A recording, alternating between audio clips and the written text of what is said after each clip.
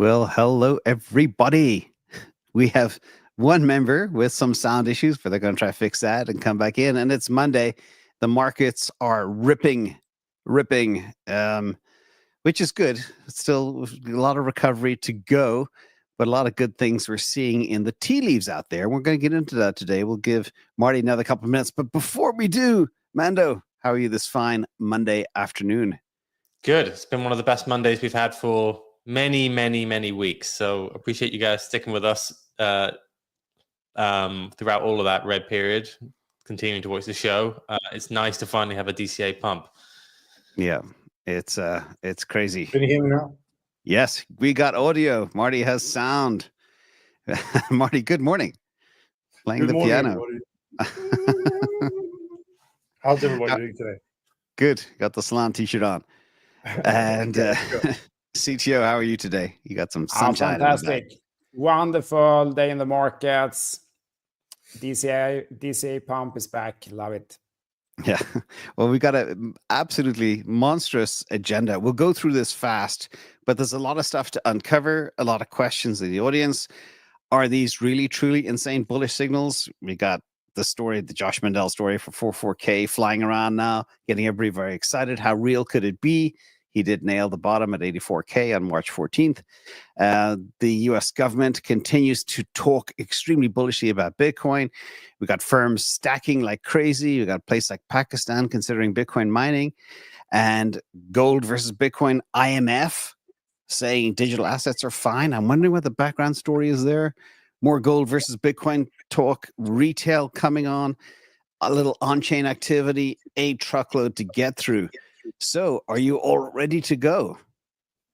Ready. Let's get through it. I'm ready. Okay. Let's go. All right. Let's start with this first. Let's start with a little TA on Bitcoin, because there was so much talk over the last couple of weeks. Even Ki Young-ju from CryptoQuant said, bull market over. Duh.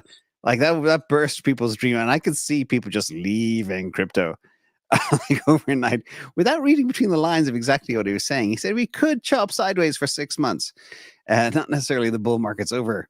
But, this is the bullish divergence from Matthew Hyland, which signals a big upside from here if history repeats, and invariably it does. I'm going to give this to you first, CTO. Tell us what you see. Do you see bullish divergence for Bitcoin? Do you see positive signs? Let us know what you think.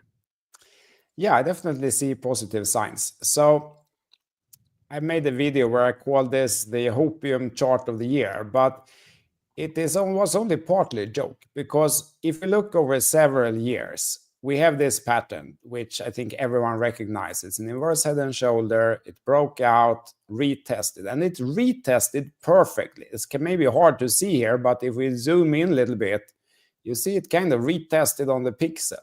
This is the weekly candles, and it looked like it bounced. And now we have this continuation from here.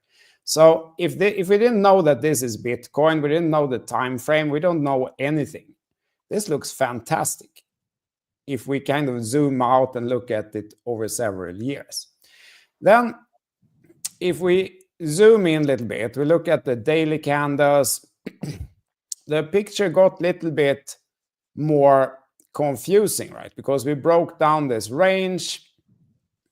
But then came the second positive sign. Like, if you know anything about technical analysis, if you have a range like this and it breaks down, you get a target. A target means then that with some likelihood, price could meet that target. And it did. It met it exactly. So the target is the height of the rectangle from the breakdown point. And you see it hit it exactly. Again, basically on the dollar, almost on the pixel. Probably not a coincidence, because I'm not the only one who can draw this one. Everyone knows that. So, people are going to put the buy orders there. And it turned exactly. And then the next thing happened, which was that we got this inverse head and shoulder on smaller time frames, which was here, held, and it kind of broke up from the top. That's the 6 hour, isn't it? Exactly. So this is a 6 hour. So I'm mixing here between like long-term perspective, multiple years. Then we zoom in, we look at the 6 hour candles, and suddenly there's like a bottom pattern in the chart, which we're now clearing up from. So there's been several very positive signs in the chart, and I guess the final confirmation will be that we break up back into this range here, which is very close from where we are now, and that will be the kind of the bullish confirmation.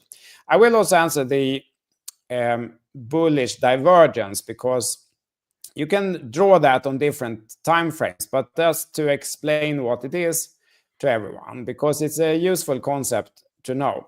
It means like if price is going down like this, but something called the RSI is pointing in the other direction. So if you look at this period here, price did indeed drop. We made lower lows, but the RSI went in the other direction. And that means that the sellers are getting exhausted. You could kind of see it without looking at RSI, just looking at the volume. Can you see that the volume is going down here?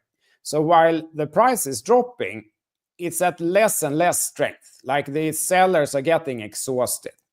And that's what bullish divergence mean. And this time it worked, like price turned up from there. But so that's what bullish divergence means. I don't usually use it. I find it maybe even more reliable to just look at the price and the volume. But it adds one more plus point to this picture of multiple bullish signs. So that's basically the picture of the market here. It looks positive here, and the final confirmation will be coming back into the range and then hopefully break out on the upside. And what I just do there. What's also killer is when you look at the on-chain together with the TA, and they both say the same thing. It's impressive. So you can see that the short-term holders and long-term holders were also exhausted at the same time. So not only do you see it showing up in the chart, but also in the on-chain data. Mando, well, let's get on to the next story. So that was the kind of the bullish divergence. Bull market done, not done. Thoughts, everybody? We still have a shot. We still have a shot. I'm still of the view that we could. We're going to go back that as CTO showed. Like the key levels there is that previous level of support, which was around the 90K mark, right? Like and that's where a lot of short liquidations lie as well. So I'd be really unsurprised if we squeeze up and we touch that. And then I don't know. Like the positive signs are global liquidity is looking better, continues to turn up. You have obviously a very oversold macro picture, which is kind of like squeezing back, and then you have a bit of fundamentals in like tariffs. So maybe there's a shot to go back towards all-time highs, but I do think it'll take a while. I do still think it will take like a few months. Unless, of course, we get a big catalyst. So this was flying around the Josh Mandell story, so-called. He did nail the bottom. Marty, I'm sure you were tracking this, and I know your audience heard about it a lot. It was, 2 weeks ago. Mando, you popped it into the chat here. He nailed the March 14th bottom of 84K. May that day live in infamy. But the other part of his prediction in the crystal ball world is a 444K in 2025 Bitcoin target.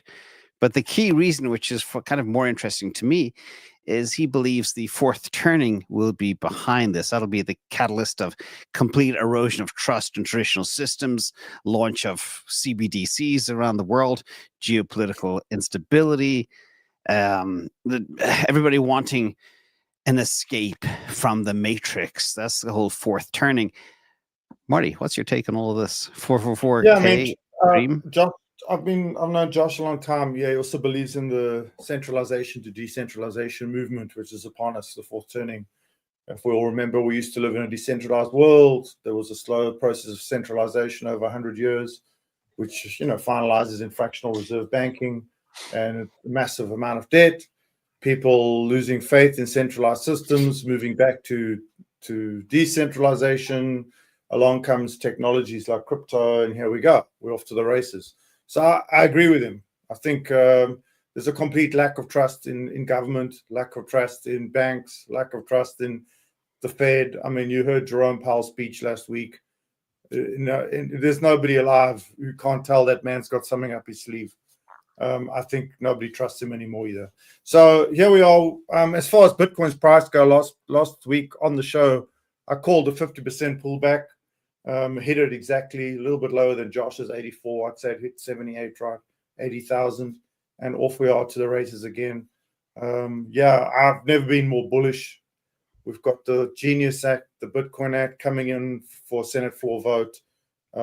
Bullish signals everywhere. Just remember what I told you guys. When there's good news, market makers will flush the market. When there's bad news, market makers will pump the market. There was good news all around. They flushed the market, get it over with, and now we're off to the races. Just remember that lesson. It's a hard one, but once you get it in your head, you'll be a lot better off. There you go. Yeah. What about this guy, Howard Lutnick? He came out and obviously he's a huge Bitcoiner. He spoke at the Bitcoin conference, had a brilliant session there. But he also came out openly disclosed he owns $1 billion of MicroStrategy and at least $200 to $250 million of Bitcoin. I thought of you, James, when I read that. Huh? I thought of you when I read that. You must have got a smile on your face. It's not. Well, I'm not going to say anything, but it's an interesting allocation percentage. Let us just say. So this guy knows money. He knows markets. You know, former CEO of Cantor Fitzgerald. I've known of him since 9/11, that day in infamy when his whole office and friends and family were wiped out. But what do you guys think of this? Who wants to take this one? You know, to cut 1 trillion, they're selling these $5 million permanent visas. Golden visas, yeah. Yeah. Will that be part of the funding? Will they will sell some gold to fund a Bitcoin purchase? I mean, this guy and Besant and Sachs and the whole team of kind of capital allocators, financial advisors whispering in somebody's ear. Can they pull this off, Mando? Or is it a dream? I mean, I think it's kind of wild because you saw David Sachs, for example, sold all of his crypto holdings before he took his position. Yeah. Lutnick's just gone out there and said, look, I own billions of dollars of this stuff and we're going to pump it. It's kind of a wild when I saw it. Like explicitly saying, yeah, we're going to take Bitcoin higher. I own all this stuff. I'm going to be madly wealthy on the back of it. Whether you think that's okay or not, that's a pretty good sign. He's obviously in a pretty strong position to push that through that sort of stuff. He obviously is going to be in charge of the Sovereign Wealth Fund. He is the person who's been talking about the $1 million, the $5 million golden visas. Maybe that's how they fund some of this. You know, maybe that is. That would be unsurprising.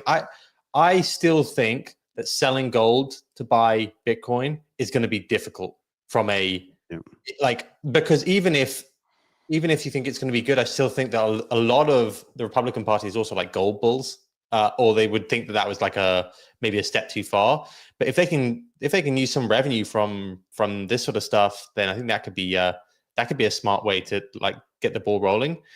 But I also just think this is just like a very supportive administration, clearly, for all realms of crypto. There is no one in such a senior position apart from Bukele potentially that seems to be this crazy aggressively bullish on Bitcoin. A billionaire is in charge of crypto or is very linked to crypto policy in the US, and he owns tons and tons of Bitcoin. I think it's a very, very good sign. And what people don't actually realize, it was Howard Lutnick that recruited people like David Sachs that convinced Elon Musk to come in and run Doge and stuff like that. The background story is stunning what happened late 2024. This is the guy, he's like, you could call him kind of like the almost chief of staff, puppet master type of thing. He was infamous in TradFi before. Like when I used to work in banking, like this guy was known about. He's running Cantor Fitzgerald, which is one of the biggest interdealer brokerages, as well as like stockbrokers in the US. Known for taking that business after 9/11, where obviously there was a tragedy for the firm, and then building it up into still just being this behemoth.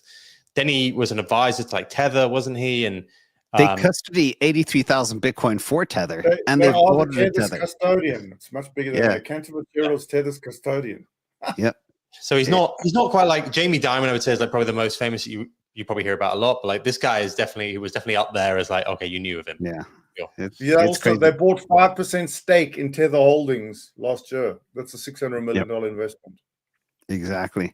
CTO, if I asked you 2 years ago or 1 year ago, would any of this even be possible What would you have said? I wouldn't have thought so. Not this soon. No, I thought it would take much longer. It's astonishing. We're having like the president of the most powerful country in the world shilling Bitcoin and crypto is saying the same things. Like I actually went through it line by line and realized that I've said all those things on my channel over the past couple of years, just phrased slightly different, but the message has been the same. And yeah, like Howard Lutnick, so he's Secretary of Commerce, right? It's a very powerful position on top of all the kind of human factors that he has been key to recruiting some of these people and so on. So he's probably a mentor. Yeah. And another, I wouldn't have thought so. Not this soon. I thought it would take many more years, but here we are. It's incredible. Incredible. And then with all the tariff terrors that we lived through, which is a huge part of the reason that took the market down, we'll talk about those in a minute. But it's Howard Lutnick as well who's behind the tariff negotiations too. I mean, it's just people just see the figurehead and they think this person's making all the decisions, but that's not the case at all. There's a lot behind it. And exactly, that's a very key point. Actually, it's very interesting because I've never worked in any government. I don't know how it works, but I imagine that there are elements of it which is similar in a corporate. And there it is exactly like that. It's rarely the CEO who is the actual decision maker in complex issues. There is someone else who might not be head of anything or boss of anyone, but he's like the most trusted thinker. And that's the person that you need to convince, because that person is the one who will convince the CEO. And maybe it's Howard Lutnick who is the brain behind a lot of this. Yeah, well, a lot of capital behind.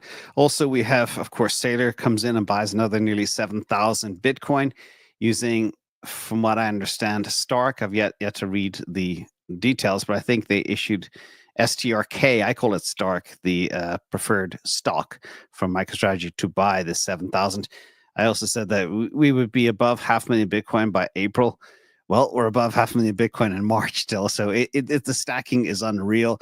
MicroStrategy has enough gunpowder to buy all of Bitcoin supply over the next 2-3 years. And Metaplanet does it too. Metaplanet is a Japanese company, the top performing stock in Japan. And they had a shareholder meeting, okay?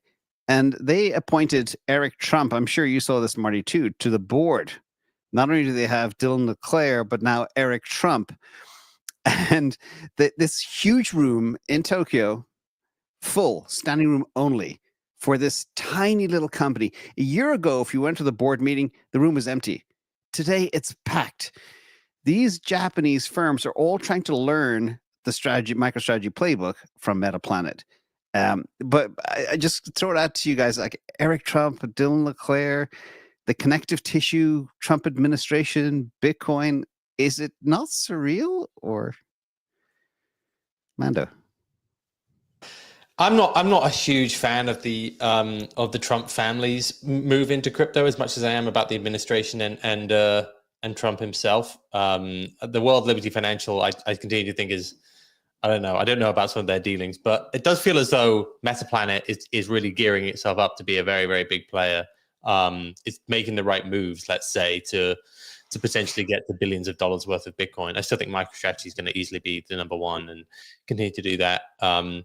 But it just feels like this is a tried and tested method, like that you can gain shareholder value by doing this sort of thing. It's only a matter of time before a company that isn't like ailing, let's say, decides to do this too.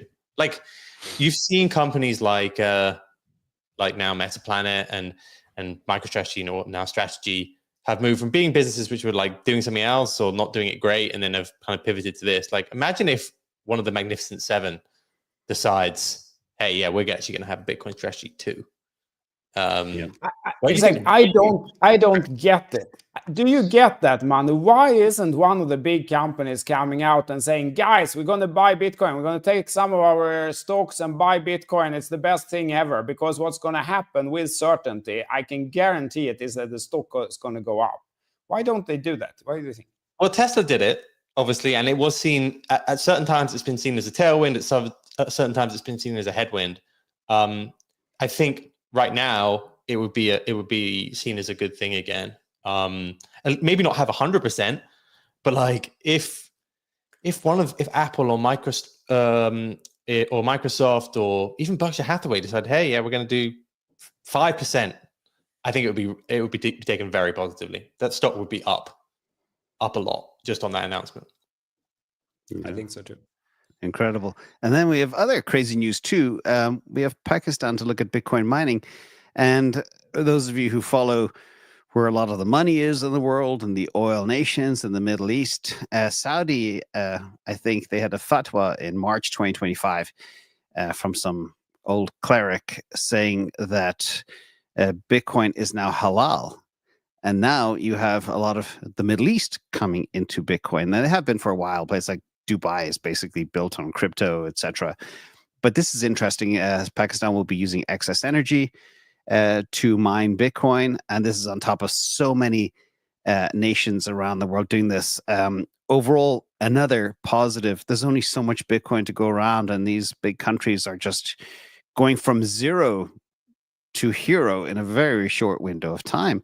Marty, are you tracking this? Yeah, just previously on the previous point, I've been tracking the Japanese companies since early 2024, since they first started buying their first Bitcoin. They have 3,350 Bitcoin. That the important number is they're up 68.3% on those acquisitions. And those numbers aren't going to be frowned upon for much longer. This is a company up 68%. So as far as Magnificent Seven and larger companies exposed to Bitcoin or announcing it, I think exposing to it is one thing. Announcing it is another. As we know, if one of those companies announce it, the market will erupt. So it'll be quite a very sensitive topic. But I personally believe they are accumulating and getting involved as we speak. So just wait for that. I think it's all waiting on the Genius Act and the Bitcoin Act to get passed on the Senate floor. Once that happens, you'll see a lot more of these larger companies come public as to their Bitcoin acquisitions. Pakistan is working to legalize crypto. They created the Pakistan Crypto Council, the PCC, much like a task force here in the US. And they're working on a regulatory framework, starting with some semblance of the MiCA European framework, but building towards the categorization of crypto assets. As I've always been saying, we need to categorize crypto. Not all crypto is the same. In fact, they're vastly different asset classes: store of value, execution network, utility tokens, security tokens, access tokens. Some are securities, mostly are commodities, and they're working on that right now. And that's going on with their finance minister.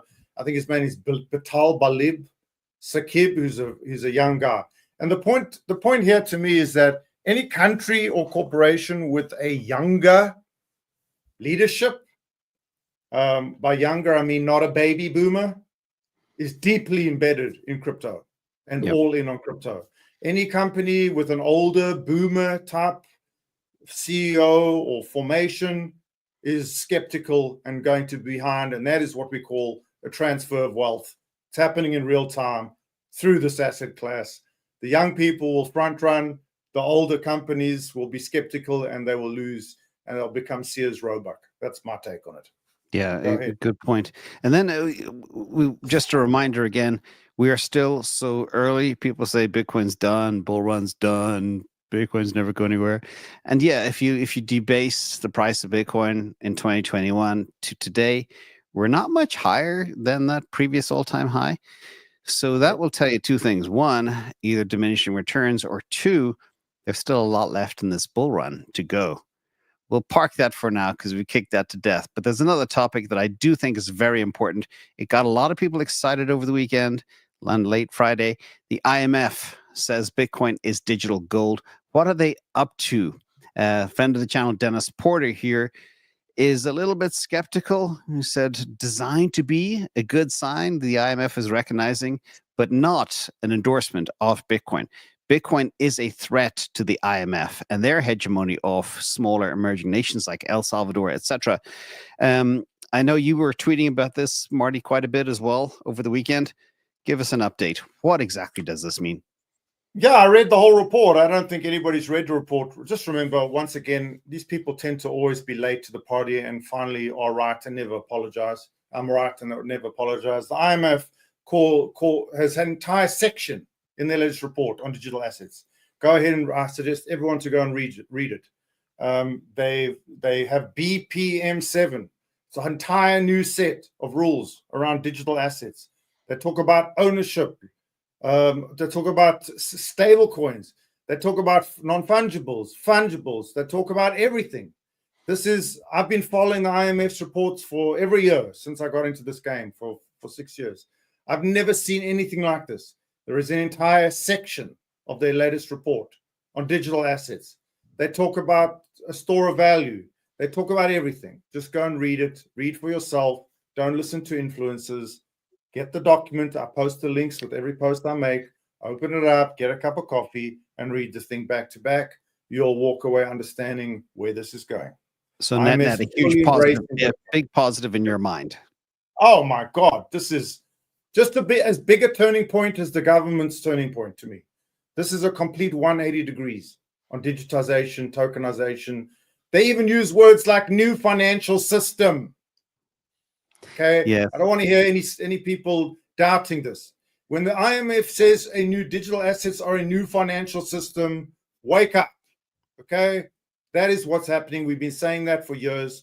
That is what's happening. Let's move on. I think just to link those last 2 points, like Pakistan is another country which is, has failed essentially with its budget multiple times over the last 20 years. Recently, just like it's been getting loans from the IMF. And you look at El Salvador, like the history of El Salvador 10 years ago had one of the highest murder rates in the world, right? And now it's being seen as this big turnaround story. And the IMF did actually kind of attack El Salvador for its Bitcoin strategy, right? Now, just like MicroStrategy, just like we spoke about with Metaplanet, countries which are, ailing, they don't really know how to get themselves out of some of this rut, they're looking at this and going like, well, why don't we just do this? Why don't we start mining? We might have cheap hydroelectric power. We might have natural resources. We might own like some of the power stations, this sort of stuff. Like, why don't we get into mining? Why don't we get into a Bitcoin strategy? And the IMF, a lot of these failed states have said no. El Salvador had the strength to kind of go about it anyways. And that now, like Pakistan can say, hey, we can maybe do this. Sri Lanka, for example, another country that had issue with the IMF, they could potentially do something like this. There's loads of countries around the world which have IMF basically overseeing everything they do. And the IMF is now saying, hey, this might be okay. Okay, so my theory, Can I just add one point on that, because it's so interesting and it's so central for this whole movement that's happening. Like, success is a very dangerous place, and it applies for countries also. Comfort is very dangerous. So almost all the previously successful countries, they kind of been skeptical to everything new. They've been skeptical to Bitcoin, try to stop it, try to delay it, to continue leverage the legacy systems. And it's been the countries that's been down in the rut that has picked it up. And US is the only exception now, where they kind of try to move forward on this. All other successful countries, they try to hold back, try to delay it, and I think it will turn into a massive disadvantage. And it's exactly the countries that were previously down that will gain a massive advantage from this, with the exception maybe of the US, because they're actually taking a different route. Interesting. So yeah, I understand that this BPM7 report is basically the IMF is tasked with reporting any cross-border payment activity and what is legal or not legal, but accepted as cross-border payment. They have now included Bitcoin specifically as a device, a financial vehicle used for cross-border payment. This is unprecedented that the IMF have done this. And like I said, they go on in the chapter to define stable coins and all other forms of digital assets acceptable for cross-border payments. Okay, so that's really what's going on here, is that the IMF has now accepted that there is a new financial system and countries will exchange value and do trade in Bitcoin and obviously stable coins. And that is a major change, people. I've been tracking this. Like Mando just said, the IMF used to implicitly say Bitcoin was not allowed. They went after El Salvador. This is a major pivot. Now, whether it's political or not, I don't know. But the fact remains, go read BPM7. for your souls. Yeah. And you'll see what's So going on. my theory is they're kind of boxed in. They didn't want to embrace digital currencies at all, but now they know that CBDCs are coming for some very large spots on the planet. And that could be their way of saying, okay, eating their crow and saying, okay, digital currencies are okay because a lot of our member nations are going to be launching central bank digital currencies. I don't know, it's a stretch theory, but we'll see. Either way, be very suspicious of the IMF. They are not on your side. Very important. And then this, we found out last week that Russia, 1/3 of their foreign exchange reserves are in gold right now. And BRICS want to try build a stablecoin that's gold backed, perhaps, to try combat US dollar hegemony. This is from Max. What do you guys think of this? Because I don't, like, he clearly said in another tweet that you can't have a Bitcoin backed currency because it's simply too volatile. But I think, who knows? Who wants to take this one? It's tricky geopolitical Bitcoin versus gold versus foreign exchange. Mando. There are some gold-backed stablecoins already, right? Which you've done pretty well with so far this year. I think this completely makes sense. The BRICS nations and a lot of the nations which are not allowed on the SWIFT banking system are seeing crypto as an alternative payment rails. This is only going to grow. Like the longer and longer these countries are kind of shut out in various different ways from the rest of the global financial system, then they're going to probably use crypto, and they know they can like create their own basically payment system here. So I think this, very unsurprising this would happen. I still don't think that the BRICS are going to succeed with a currency, but I do think they will use stable coins for a lot of their trade. I still think it will probably still be dollar stable coins, but yeah, I'm excited for the day where oil is traded in a Bitcoin denomination. That would be super exciting. Speaking of rocket fuel and energy, stablecoin market cap hits a new all-time high, $220 billion. It keeps on going up and to the right. As you know, especially you, Marty, you track the Circle stablecoin. They are minting $250 million on Solana almost every day, which is bonkers. At this rate, by August or September, Circle USDC could catch up to Tether because it's growing much faster, which is, again, just looking at the trajectories. Just looking at this, like, $1 trillion. Yeah, the interesting thing for me here was just that it flipped ETH for a little bit last week, right? There is a world here where the top 3 cryptocurrencies are Bitcoin, Tether, USDC. Yep. In a year or two. Like, there's a lot of people talking about $1 trillion of stable coins, right? That probably takes Tether and USDC to hundreds of billions, and then you got a question like, what does it flip in the process? I would be unsurprised if that's the world we're living in like a year. And with the way I look at stable coins, I look at it like a caveman. This is rocket fuel for crypto for no other reason. This will eventually find its way to buying a token or a lot of it in some way or another. CTO, thoughts on new stablecoin market cap? Nearly $250 billion. Oh yeah, absolutely. I think maybe sometime in the future, stable coins will be used for trade or something like that. But I think exactly like you said, James, the reason for holding a stable coin today is to make it easy to get into the crypto market one way or another. That's why people hold stable coins today, because it does carry a risk. We talk about, like, we all have memories like goldfish here, but it's not so long ago that I had swapped from one stable coin to another stable coin because it almost depegged, and then the next day the other stable coin depegged, and I had to run up. I ran up the stairs from the subway when I still lived in Sweden to run into my office and swap it into another one, because it was a real risk of it depegging major. And fortunately, I got there in time. So it carries a risk. No sane person would hold stable coins for a long period of time unless you want to buy crypto, because you don't get any interest on the money usually, and it does carry a risk. So why would you do that unless you want to use it to buy big in, say, in Bitcoin or some altcoin or something when the opportunity presents itself. So I agree. I think it's a massive positive sign, and that means that the market can turn around very quickly with this much money. That's like one click away from going into some asset.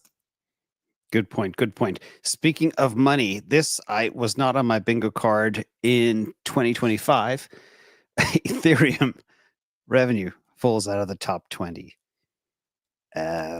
Pulse X, CTO, you know, a friend of ours, Ivan loves this stuff. I mean, Pulse, it's a joke. It does more revenue than Ethereum. Marty, what do you make of this? Nobody uses Ethereum. I mean, Ethereum relies on use. These proof of work chains they require volume. Without volume, they don't have revenue. So if they're not being used and adopted, they don't have revenue. So the L2s have all the revenue in Ethereum. Yep, exactly. It's just the way it goes. That's their architectural decision. We knew this would happen. That's why the price is going down. And on-chain the problem activity. I have with this is that the second base maker token. Remember, once the Genius Act gets passed, FIT 21 or a similar regulatory process comes and people can start to issue their own coins legally, Coinbase will issue their own base coin and Ethereum will probably die, in my opinion. That's my opinion. We'll see. But yeah, there you go. And you know, totally ripped into ETH and the layer 2s over the weekend as well. It's like everybody's throwing rocks at Ethereum layer 2s. This is stuff that we've been saying from a technical perspective for years now. And CTO, you and I have had this debate since 2021. And you mentioned, Marty, L2s are cannibalizing the mothership Ethereum, and they're taking 85% of the revenue, leaving nothing for the mothership. But Toli says here, L1s can be faster, cheaper, and more secure, and even more decentralized. There's no need for L2s. And this goes back to a technical infrastructure architecture question. Marty, true, false, and then CTO, true or false? Well, I mean, an L2 was only built because to create a faster sequencer. Basically, the L2 is just a queue. Remember the analogy 10 shows ago? You're at a nightclub, there's a long line, there's a bouncer at the door, right? You can't get everyone into the club until everyone's name is checked. An L2 is just a very sophisticated line with a sophisticated bouncer with a whitelist. That's it. So once you get people into the club, they're in the club. But now they're not settled on the blockchain, right? An L2 doesn't settle. It settles on its own blockchain. It batches all the transactions together and timelessly writes them to Ethereum in one big blob. Okay, so it's an extremely different architecture. And the point Toli's making is the point we've always said, is the Ethereum problem is not the problem of blockchain. It is an Ethereum specific problem. They architected an extremely slow governance model. And it's just slow. The way that all the validators have to validate every transaction is slow. That's why Ethereum is slow and inexpensive. Well, Gen 3 chains made fast L1s. You don't have that problem. You don't even have to think about that problem. It's not a problem. You have an extremely fast sequencer built into the L1. You don't need to farm off your sequences to L2s. And so he's 100% right. There's no reason to build L2s. I've never understood it myself personally, and it's now coming to light. There you go. CTO, as a technologist, how would you fix Ethereum? Oh, yeah, I have to completely rework it. Yeah, rewrite, exactly like Marty says. I feel that it took a massively wrong decision. Like the L2s today, they involve the end user. I think the mistake here is that it was very difficult for these very big brains to think about the people who are not so advanced. So today, when you use different L2s, it's like you're using different networks. You have to be involved. Oh, now I'm on this network, now I'm on that network. And that creates a friction. Not even mentioning the kind of technical problems like it's basically decentralized or not, and probably it's not. So, but they had another idea from the beginning, which was called sharding. which was an idea to kind of make a hierarchical structure for capacity without involving the end user. But then they didn't go for that. They went for the L2 track. I think it was a mistake. And I think they need to backtrack this. These L2s they created, they became competitors. I would be very surprised if Base doesn't in the end say, like, actually, we don't need Ethereum at all. We can do our own chain here. You know, there's Base 2.0 or something, which doesn't even use Ethereum. They could easily do that. They're not dependent on Ethereum in any way. So Ethereum built a bunch of competitors where it really feels you're going to a different network. It's like going from one Ethereum L2 to another Ethereum L2. It's like going to Solana almost. It's like you're going to another network. And so they built 20 competitors instead of one cohesive network. So yeah, I think they need to backtrack. And if they can save it, they have to build massively faster, cheaper, better L1. That's going to take years from here. So yeah, I think they have a problem. They made a roadmap. They presented their roadmap. I think they had it up to 2029, right? The delivery was 2029, 2030, right? But by that time, you can imagine what's going on in the world. I mean, I think it's a little late. Exactly. I agree 100%. Okay, CTO, while you're on, can you pull up the Sol chart? I mentioned in a post over the weekend that if Sol can get above 132, it's primed for a breakout to 150 plus. And yeah, it's been crap for a long time, chugging along down here. But what do you see? Breakout terms. Yeah, it's very, very interesting. I see two things here. One is if we look on the USD chart first, as you mentioned, like there was a very, very key support here, which I had at 128. I think you had it at 127. And, you know, markets be markets. They faked a little bit. You know, you run the price a little bit below support to hit some stop losses and then bring it back up. So, you know, that's life, that's markets, but now price is comfortably back above that support. If we look at the Sol to BTC chart, which is more of my favorite, we have a double bottom here that actually confirmed today. So here is one bottom, here is one bottom, and when price breaks above that level, that's a double bottom. So yeah, and it kind of front ran this other support level I had drawn here. So positive signs in the Sol chart as well. I think this dip below support was a fake. Looking at it now, it looks very much like it was a fake. And I think this whole narrative with unlocks and so on, I think it was planned here. You kind of talk about the unlocks and how bad it will get and price dumps, and yeah, then you can buy back cheaper. As Marty you showed many times there that, you know, market makers as a result actually could buy back the stock, buy back the coins cheaper than they sold. Correct, point. right? Good point. Yep. Yeah. All right. We got some other stuff happening in the world. We have huge flows coming into US stocks for the first time. Basically, US stocks got hammered in January and money dried up, and all of a sudden the world is now once again investing in US stocks, many of them being kind of AI stocks. And also another news, and I know, Mando, you're aware of this one too, retail is going all in on stocks. Investor allocations to equities is at an all-time high.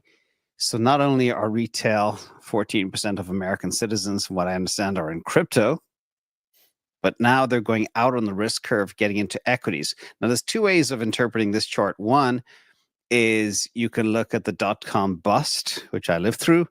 It was a bumpy time. And are you seeing the same signals here? Or is it people just say, well, there's a revolution at hand. We all know what that is. The era digitalis, as CTO would say. And people want a piece. Or the bond market's dead. Or what do you think? Me? Yeah, Mando. I think this is quite high. There's not deny it. Like a chart like that does show you that there's been some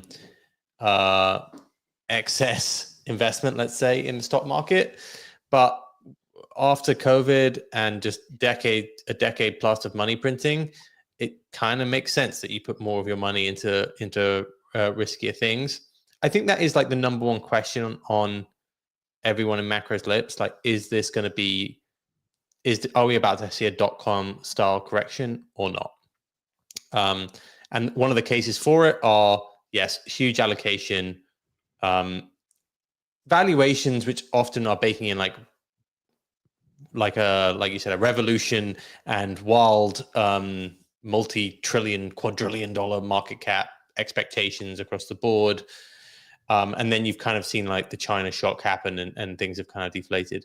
I don't think it is at that sort of level. Like, I don't think, I think there is going to be sustained value shown from all of this. I do think that we will have, potentially it's not just a US story. And I think that's something that we're going to have to kind of come to terms with, is that with AI, it becomes maybe even increasingly easy to catch up on certain things.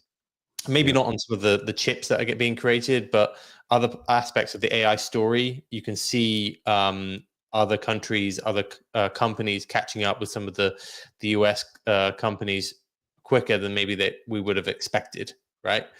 And that's from LLMs to self-driving cars to robotics. Like, there's stories happening all over the world in all of these right now. And I think that is something to be kind of cognizant of. But I don't think this is going to be some sort of spectacular blow up of the same level that you saw during. This time is different. We're seeing a revolution, and this guy Jensen Huang, the CEO of NVIDIA, he's been calling things almost perfectly, but people don't listen to him until about 2 years later. And that was the same thing with using his graphics card chips as GPUs. He said this is going to fuel AI. People thought he was full of poop. That wasn't the case. Now he came out and said, this from Shay, Tesla is leading with real world humanoid AI. People think it's fake. It's not. NVIDIA is fueling robotic intelligence, ISRG, surgery, medicine, all that stuff, and then Amazon logistics at scale. Marty, what's your take on, I created this term BotGPTMoment, as in ChatGPT, but robots are coming fit, fast, and furious. Are you a believer? And what impact will it have on the people in the audience here? Yeah, absolutely. I think people have no idea about the current use of robots in manufacturing. I mean, there's nothing that you buy on Amazon that isn't made by robots already. There's a couple of things. I mean, people are always a little bit behind on the news. Understand that, just to the previous point, I think people are investing in stocks because the interest, they know the interest rates are coming down. So if you have money, you've put your money into money markets and savings accounts to get the high interest rates. Well, if interest rates are coming down, well, where are you going to get that yield? Housing market has not corrected yet. I believe it will. I believe the housing market will correct over the next 6 months. So you go to stocks, and there's not a person you know in your life who's not in that position. You know, I'm not earning the 5% interest I was in my savings account. I need to prepare. Where am I going to get money? You put it into stocks. I also believe, go to the next slide, AI and robotics, the narrative is growing that it's going to be the next revolution, and these stocks you must own. And I think people are entering them, and I think Jensen is right. Everything is robots nowadays, everything. From the manufacturing of food to farming to automobiles to everything. Even the other day, I saw them rebuilding a highway, and, you know, there's a few men standing around, but mostly it's these robotic machines that actually take the raw materials from the sides and make the road.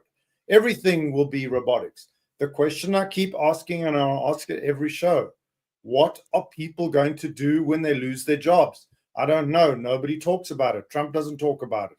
Vance doesn't talk about it. The Democrats didn't talk about it. What are people going to do? AI and robotics are taking jobs by the day. What are people going to do without their jobs? And that's a bigger question. I would love Jensen to answer. What are people going to do? Go ahead. Yeah, I've been warning you ever since November 2022. It was like a smack in the face for the planet. CTO.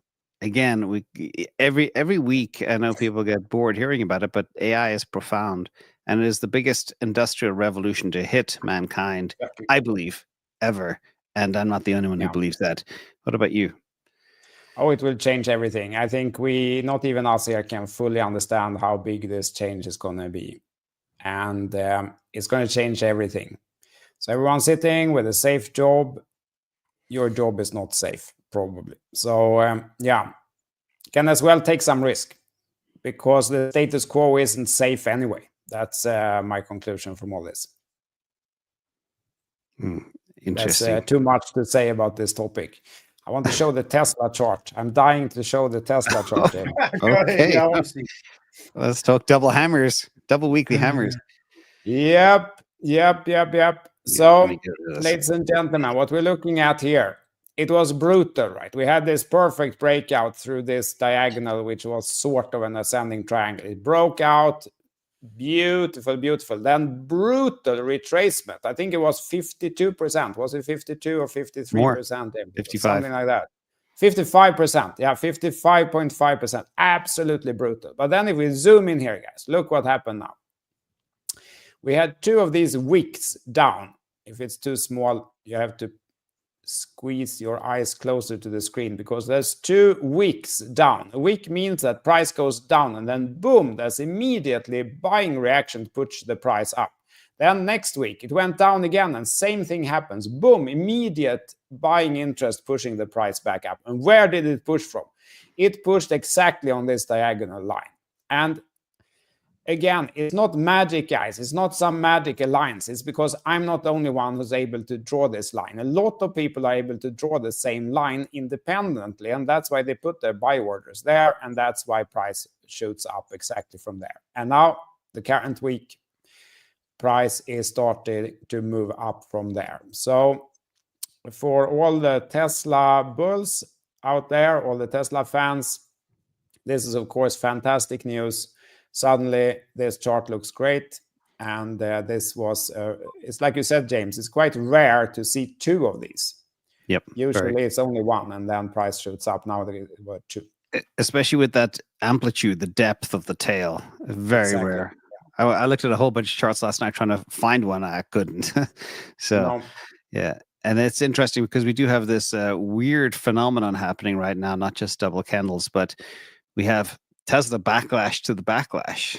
There's people revenge buying, not only Tesla stock, but Tesla vehicles. And they're sold out across the United States right now, which is bizarre. Q1 normally sucks. It's a weak quarter for cars. But anyway, enough on that because we know people don't like it. A little bit on macro before you wrap. And don't forget, everybody, links below on my channel. I don't know where you're watching for Mando and his newsletter, and follow him on X, Marty Party Spaces Master. He's up there all the time and great posts on X around how you're being manipulated by market makers. And of course, CTO, his website, his YouTube channel, his X, so much fun stuff, some spicy stuff lately too. But this is one thing which I find very alarming. The reason we all here kind of share content is to try help people get escape from the matrix. And if you look at the intergenerational wealth and who has the most, and I know people found it pretty disgusting that Howard Lutnick has $1 billion of MicroStrategy and $250 million worth of Bitcoin, and he doesn't care. But this is, he'd be in that baby boomer category. Then Gen X, you can see baby boomers hold all the wealth. Gen X hold maybe 14-15% of it. And the millennials, a lot of hopefully younger people here in the audience looking at this, they may not be aware of where things are, or maybe they have a Gen X parent or a grandfather or grandmother that has a lot of wealth that they can inherit from. But this is kind of stunning, and we've never seen such a crass spread between intergenerational wealth in the history of the planet. Thoughts, Mando? This is US data, by the way, not European. I mean, we all feel this, right? The housing market's the most unaffordable it's been for majority of people at the moment. This shouldn't really be a shock, I think, to anyone. Kind of the state that it's at.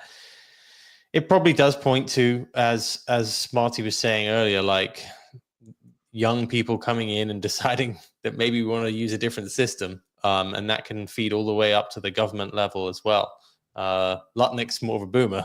But you could argue that these sort of policies probably help younger generations more. And we've spoken about how Trump actually may do some things that are like intergenerationally unpopular for older people, but he still manages to keep high approval ratings because they are beneficial for younger people. So I think you're going to see this is something that just can't persist. Do you know what I mean? As well, like, so I do think it points to things like Bitcoin, a new financial system, people trying to tear down some of the issues that you're seeing in like housing or social security, pensions that we've been spending too much on. Yeah, I think this is kind of a bullish Bitcoin chart, as most charts are. Yeah, and do you believe, CTO first, that millennials can catch up by embracing things early, by front running, say, TradFi and Wall Street, embracing AI and crypto? Yeah, I mean, this is a very, very interesting chart you showed there, James. I mean, the sad reality is that the old people will die at one point, and probably the younger generation will invest the money differently. I think, as you said, I think this is very bullish Bitcoin, as you said, Mando, because the young generation inheriting this money, they're not going to buy bonds. I don't think they're going to buy gold so much. They're going to buy crypto to a much bigger extent than the baby boomers. And can they catch up? I think the deal to work has gotten worse over the past couple of decades. Like two decades ago, if you got a good job, you bought a nice house, you could, support your family, a nice house, nice car, a good life. The deal has kind of gotten step by step worse. Can't buy the nice house anymore on a good salary. And I feel that a lot of people feel it. They want a different system. It was a good term you said, man, a different system. And a lot of people are, of course, looking at crypto as a way to kind of find that different system. And yeah, I think, James, you're right. I think it is possible to catch up. Absolutely. It's possible to, but it doesn't come easy. Like nothing worth doing is easy. I can give you guys the numbers. You want to hear the numbers about this, the transfer of wealth? Yeah. I studied this very deeply. There's a company called Cerulli, Curulli Associates. They study this stuff. So does WealthX. There's two companies, and Bank of America put out reports. But Cerulli estimate $84.4 trillion will transfer between the silent generation and boomers. The silent generation were the 20s to the 40s. The boomers were the 40s to the 60s, people born then. Will transfer between those generations and Gen X and millennials and Gen Z over the next 10 to 30 years. That's $84 trillion. Okay. WealthX estimates 72.6 trillion, and Bank of America suggests 72.6 trillion. Okay, remember 72 trillion is Bitcoin's entire market cap is 2 trillion, people. Understand, this is money going from older people to younger people. What will younger people invest the money in? They will immediately sell DuPont stock, Ford stock, Home Depot, and Raymond James. They will remove the money from Raymond James and they will buy crypto. Okay, this is going to happen. It's not speculated. It's called a 10-year inheritance gap. It's between 2025 and 2035. It's called a total wealth transfer process. It's literally the entire wealth of two generations will move from the boomers and the lost generation to Gen X and millennial. Obviously, you will see the government jump in and try and tax the hell out of it. You'll see intermediaries come along and try and grab some of it. But there's going to be between 70 and 80 trillion dollars coming into our markets over the next 10 years. Remember that. Yep. It'll be monstrous. And just like they say, you can't beat time, right? There's nothing you can do about it. Those people will die. There's nothing they can do. It's going to happen. This is not speculation. And super quick, while the world freaked out about tariffs, we knew they wouldn't be able to implement tariffs in the current form, just a straight 25%, for example, with Canada and Mexico, because it would implode, for example, the US car making industry. Now they're becoming much more surgical. And this is Scott Bessent, who had a brilliant interview with Chamath and Freeberg from the All In Pod.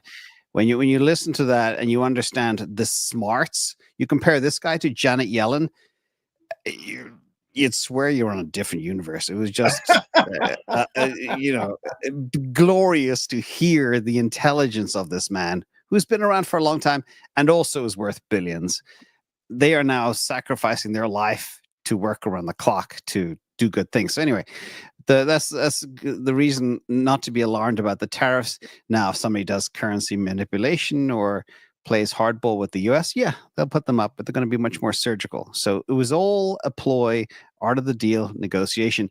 And then the other thing, which is also alarming, that should be mortgages, not meetings, by the way, in the title. I must have auto-corrected.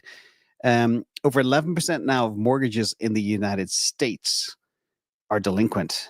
And that is with very low unemployment. So we have an alarming situation here, which tells the reason we care, because rates will go down, which means risk assets will go up. But they've held these persistently high mortgage rates.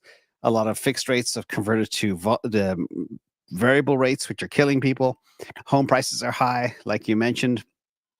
Mando, rising insurance premiums are killing people. Property taxes are killing people. Higher for longer is killing people. Rates will be cut this year. I estimate at least 3 rate cuts, which will help us all. That is the kind of agenda. We're at the hour mark right now. Closing thoughts for the markets, for the people, what to prepare for this week. Any shopping lists out there? Mando.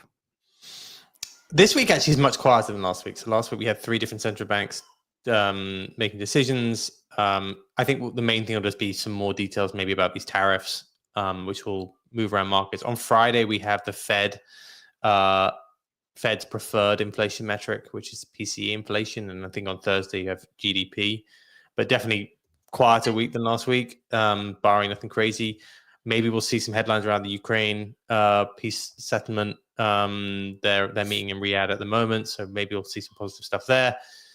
But it does just feel like a global short squeeze. So hedge funds were the most short stocks they have been since COVID.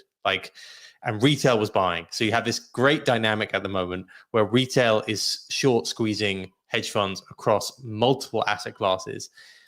And I can just feel it. You can feel it on the timeline that people aren't, they're worried. Oh, it will stop out at 90. Well, who knows? We can short squeeze just as far as you can fall out of bed in liquidations. You can short squeeze quite high, and you can see that in a lot of the major tech stocks as well. So I'd be unsurprised if this short squeeze goes a little bit further than people were expecting. I don't think we're going back to all-time highs, as in in the next couple of weeks or something like that. But I do think it sets the stage for us hopefully reclaiming that 88K level as a level of support, and maybe we can hold on to that for a few months, and global liquidity will come in and get everyone bullish again. So I think we're in a very good spot. Awesome, good summary. Marty, what's your take for the week ahead? Are you buying anything? People are talking about Walrus and Zeus for some reason. Yeah, I mean, you know me, I'm an L1 token investor. So I stick to pretty much Solana, Sui, and Bitcoin. But I do flirt with ecosystem projects, and I try and pick 1 or 2 for each of those. And I'm a big Zeus fan. I believe that Zeus will bridge Bitcoin and deliver what Lightning was always supposed to deliver through the use of Solana as the execution layer. I'm a big believer in Zeus. I've been accumulating since 20 cents. So Zeus, I believe, is a must own. And then on the Sui side, I think that obviously Deep, their decentralized order book, cross-chain liquidity layer is a great hold. And then the new one is Walrus, which is decentralized storage, kind of like Arweave, etc., but just in a much more sophisticated way, using obviously the infrastructure speed of Sui. Walrus is supposed to TGE this week. I'm not going to drop the exact names. I'm not allowed to. Sorry, the exact dates and times, but it will be this week. Watch out for Walrus, WAL. It will be listed on all exchanges. You can also swap for it with Sui on Hop Aggregator, etc., or Cetus, Hop, etc. So Zeus, And then there's a couple more in Sui that'll be coming along. But Zeus and Walrus really, I believe, are the ones you want to hold. How long you hold them will be up to you. You may want to trade them, sell the highs, buy in lower, etc. But the announcements will come fast. Walrus will be adopted. You can imagine decentralized storage is going to replace cloud. So it's going to be, content creators, Meta. Anybody that has content will start to look at decentralized storage of content for dirt cheap, almost free, and it will compete with AWS. So there'll be a movement away from centralized data storage to decentralized data storage using these faster underlying execution layer databases like Sui and Solana. And on the Zeus side, you're going to see the activation of Bitcoin liquidity and all proof of work liquidity, right? We're talking Litecoin, Dogecoin, and Bitcoin Cash, all of these sort of legacy dinosaur assets which are so widely held, being able to be liquefied, I call it, through the Zeus layer. Look at those two things. Also, just remember, guys, the CME now has Solana as the third indices. So there's Bitcoin, Ethereum, and Solana. If you go into all the CME websites, you'll see they're tracking them. There's Solana indexes. We have a big three. We also have volatility shares. Went live with Solana futures last week. A lot of this action on Solana is going to be around that. There's 1x longs and 2x shorts or something like that. So they've now embedded Solana into the CME, into the underpinnings, and expect 5 Solana spot ETFs to come out over the next, I would say, I think it's a 45-day window they had last week. So around a month's time, I think that's going to be a massive explosion in these networks. Expect Solana and Sui to have unbelievable release energy coming up over the rest of the year. We know what Solana is capable of. They do the best ads, and their release strategy, when they kick it off, it just seems like every week a new thing. I think Sui is going to do the same thing. And so I'm very optimistic about getting a bag of Wall and continuing to accumulate Zeus under $1. Those are my outlooks for the week. And a big thank you to our moderators, TNT Tesla, Sean Donnelly, and everybody as well. Final thought to you, CTO, before we wrap. We have a lot of people watching, 14,000 people watching the show. Yeah, it's amazing. Thanks, everyone who put up with our ramblings here. And I'm trying to not get ahead of myself. I'm very excited here. It feels like the turnaround in the market. I do want some more confirmation, but I'm very hopeful and positive here. And many of the altcoins, they've had brutal corrections, like 50, 60, 70, 80, 90%. So we're in a better position now than when this correction started, really. So I'm excited. I'm hopeful, and I do want a little bit more confirmation that we climb back. And the thing we didn't talk about yet today is that Bitcoin continues following the stock market. So I think there are two great clues we have. One is the stock market, and that still works. Stock market has bounced, Bitcoin has bounced with it. The second one is Michael Saylor buying in volume. Now he bought again with volume. So let's keep monitoring that. I think those are the two best clues we can get, other than the stock market as such. Other than the price chart as such, and of course all the long-term effects. But all these long-term effects that are undeniable, that's happening in the US across the board, they have long-term effect. That is very clear. But how they will affect short-term, like on day-by-day basis, that maybe will not impact so much. So those are the clues I'm looking at. And over the next 12 weeks, it's pretty much guaranteed there will be a rate cut from the Fed. And that will help our risk assets. So everybody stay tuned for that. Thank you, everybody. Wishing everybody here for a great week. The temperature in the room was much warmer than, much friendlier than last week. People like when markets go up, and that's just human nature. But thank you all for being kind. Thank you, Marty. Thank you, CTO. Thank you, Mando. Links below for everybody. Follow them all for the most perfect mix of alpha you will find anywhere. Thanks, guys. Thanks, guys. Happy Monday. Happy week. Bye-bye. Yeah, Thank you, everyone. Bye. Thanks, guys.